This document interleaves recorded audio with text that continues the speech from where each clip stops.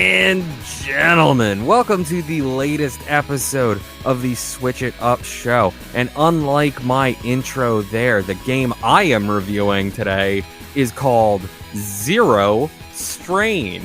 Ha ha ha! How did you like that, our friend Glenn?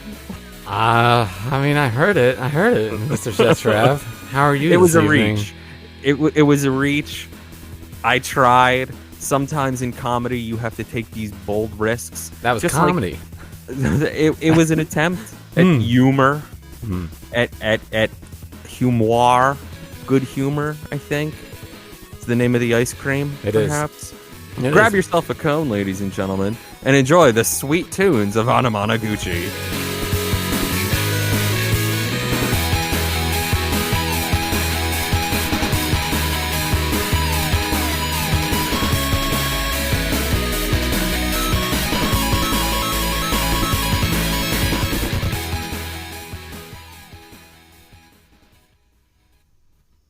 Once again, Anamanaguchi, ladies and gentlemen. And if this is the first time you're joining us, that was probably the worst episode, or worst intro we had. I am having a hard time with this one, ladies and gentlemen. Just like I did with the game I'm reviewing, which is Zero Strain. It's $7.99, and you get 40 gold coins when you purchase it on the Nintendo eShop.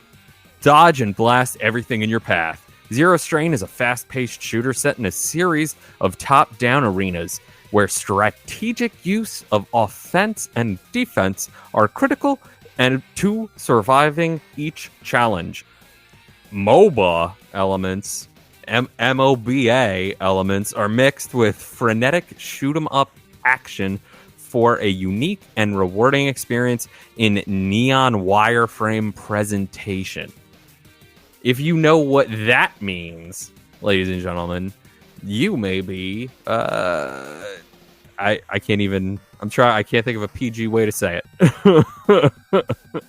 Each of the constructs you pilot offers a different array of range armaments that are charged by the damage you deal, allowing you to deploy more powerful abilities against the strongest foes, strategize on the fly to take down enemy waves, and reach uncharted dimensions. Balance offense and defense in MOBA-inspired combat. Pilot a variety of ships, each with 3 unique weapons and passive ability. Charge weapons faster by dealing damage efficiently. Evade enemy bullets as they fill the screen in shoot-'em-up style. Observe and react strategically against challenging bosses. It's by our friends over at East Asia Soft, and it's by K.O. Maris. So, ladies and gentlemen, if you followed me there at all, this game is an awful lot like Geometry Wars meets much more of a typical shmup. So if you had a difficult time following Geometry Wars 1 or 2 around a screen, you're going to have a terrible, terrible time following this game around the screen. The music in this game is very, very good, and I do really like the different ships that they have. They don't call them ships in this one. They call them, God, I don't even remember. Catalysts, I think is what it's called. And they have a unique system for how you can sort of upgrade or unlock new ones, which is a lot of flash and like pump. And, it's like you inject this sort of DNA thing and it looks all futuristic and like it's very weird and kind of neat. It honestly reminds me a lot of this one pilot game that was on the Virtual Boy, or kind of like Star Fox on Super Nintendo. It is very, very wireframe, and the top-down aspect ratio that they give you is very difficult to follow. Everything on the screen seems fairly small. And a lot of the times you will just get lost in what you're doing and where you are on the screen and trying to find enemies because it doesn't pull back far enough or it pulls back too far and you can't make yourself out because you look so small.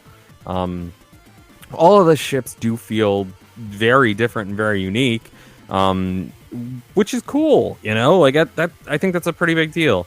They're able to make all these ships actually feel like you will have better options for different scenarios that they present you. But like just doing it and kind of figuring it out and actually having the experience, like I said, on the screen, it's just a little too much. So overall, it doesn't feel that great to kind of to navigate, because it's like you got all these wireframes bouncing around and bullets flying off and little nodules of color popping up to show you that there's an alert coming at you, and it's all too small and it's all too busy, and the background's moving like crazy too. It's just too hard to follow. But like I said, they did do a lot of good things really well. Specifically the music, I thought that was good, and like I said, the catalysts, the ships that you use, do feel very unique. So because of the difficulty, but because of the great uniqueness, I am going to give Zero Strain a 3.5 out of 5. I feel like that's a satisfactory score, Mr. Trav. Not bad. Could be worse. Could be better. Yeah, I just feel like maybe it's just me. Maybe I'm having the difficult time with it. And like I said, it did do some things very, very well, because I know there's a lot of shmups out there where you don't feel any difference between the like 12 different planes that you wind up getting. Plane, ships, characters, whatever you want to call them. And this game actually did feel different, unique. The designs were different and unique. And to do different wireframe designs like that, I think that's pretty cool. So there are elements there that are really cool, but some of them fall flat. Like even with the unlocking of the ships, like the futuristic, like inject this thing to get a catalyst to get a new ship kind of deal. Like it's not detailed enough to make it as cool as they want it to seem. But like conceptually, like that's a neat idea. Just polish this all up a little bit more. Maybe don't throw so much at me. I give it a much better score. But some people probably like it. There you go, my man. And you mentioned falling flat, and my game is all about falling straight down in serious scramblers. Now, I'm going to go ahead and let you guys know right off the bat that this is a mobile game. It's a mobile game. Oh, hi. And normally, these things come in, there's a lot of games that kind of feel like a mobile game, or in fact are just a port of a game, from a phone, and they charge like, $10, which to me always makes me really upset, because I'm like, why would I pay? Like, I want to play it on the Switch, but why am I literally going to pay 5 to 6 times, if not more, money to play the same game that I can get for 99 cents on my phone? But this game is priced at, right now, currently it's $1.79. It's 20 cents off. So, it's regularly $1.99, which is right in there with how much money this game would cost on a phone.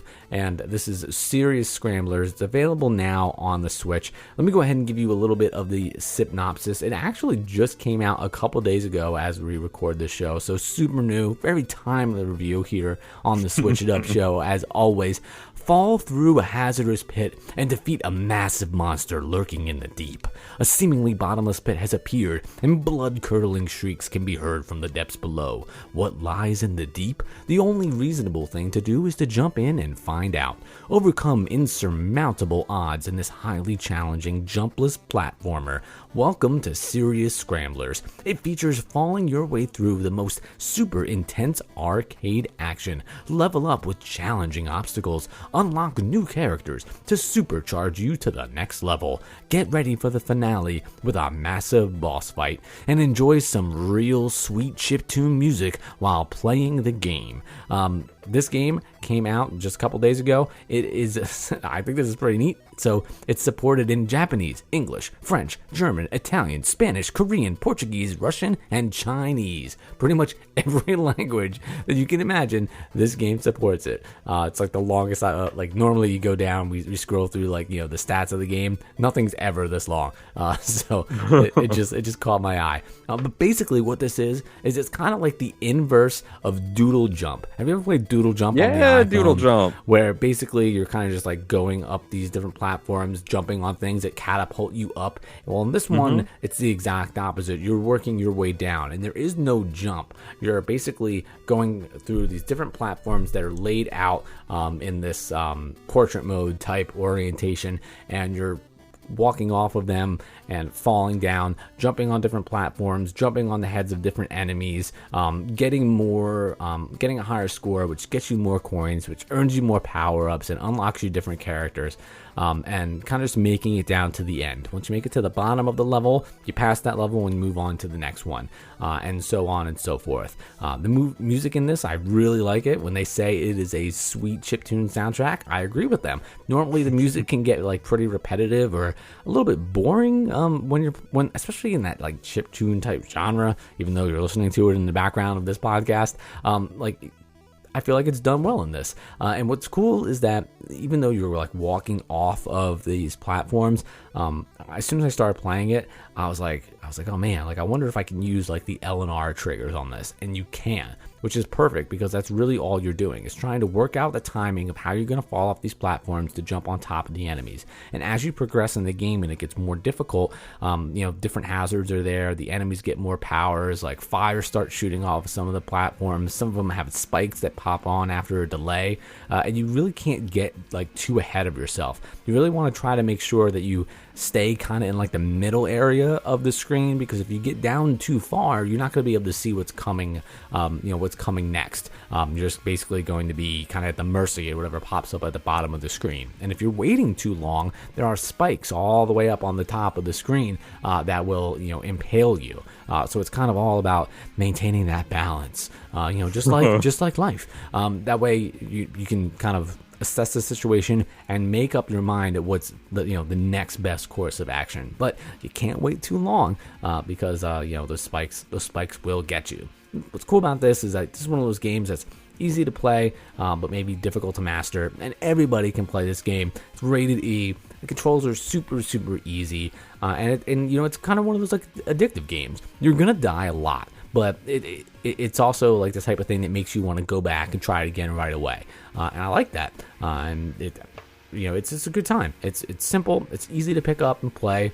The perfect type of game that would be like that would be on a phone, and it just happens to be on the Switch, and it happens to be the same price point, which is great. For $1.79, if you're looking for just like a really easy, like quick, fun game to play, like here and there, maybe if you like, for me, normally when I'm playing the Switch, like I'm sitting down and I'm at home. But a lot of people play the Switch on the go, or like maybe they just want to fire it up on the bus for like 10 minutes or so. It's a perfect type of like time killer for that. That's Serious Scramblers. It's over on the eShop right now, available $1.79.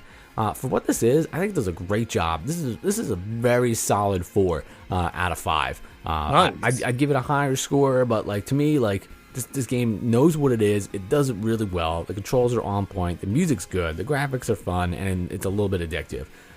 Maybe if the theme was a little bit different, maybe I'd be into it a little bit more. But it's fun, man. It's fun. The graphics look good. This is a good time. I'm a fan of Serious Scramblers.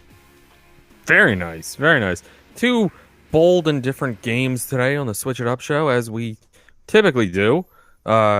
And terrible intro by me. I'm @SethTrav. You can find me on Twitter. Let me know about it. Get at us at Switch It Up Show on Twitter. He's at From the Crib. He's our friend Glenn. And together, this has been the Preach Network. Find us there, /Preach Network. I'm on the YouTube doing it all the time. Our friend Glenn is going to stream a couple PS4 games not too far from now. Let us know. Let us know if there's any games you want to see us play or review. As I said, you can get at us at Switch It Up Show on Twitter or most other places that there is social media. Find us, tell all your friends, and until then, if things ever get boring, you can always switch it up.